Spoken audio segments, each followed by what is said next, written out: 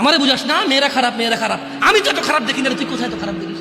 আমি তো দেখি তুই তুই বেটা টেনে পড়িস মাত্র, তোকে আমি ছোট করে দেখছি না বেটা।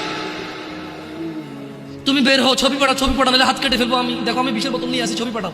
তুই বেটা আমার বোনটাকে বেটা ফুসলেছিস বেটা ফাজিল।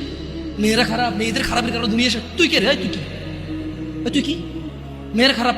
শোন, আমাদের গ্রামে প্রবাদ আছে, ধর্মীয় কথা না এটা। এখন যেটা বলছি এটা প্রবাদ, এটা ধর্মীয় কথা না। কোনো মেয়ের যদি একবার হাঁটুর উপরে কাপড় ওঠে আর নামে না বেটা। তুই উঠাইছিস হাঁটুর উপরে কাপড়, ও উঠায়নি।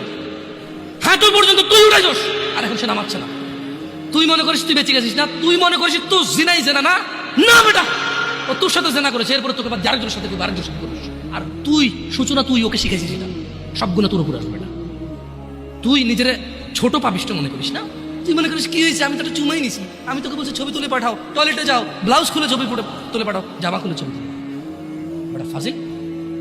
আল্লাহ তোকে হৃদায়ত দিকে আমিন। ভয় পা, ভয় পা, আল্লাহকে ভয় পা ছোট ভাই আমার। সবাই বুড়া হয়ে মরে না, বহু মানুষ যৌবন্ত অবস্থায় মরে যায়।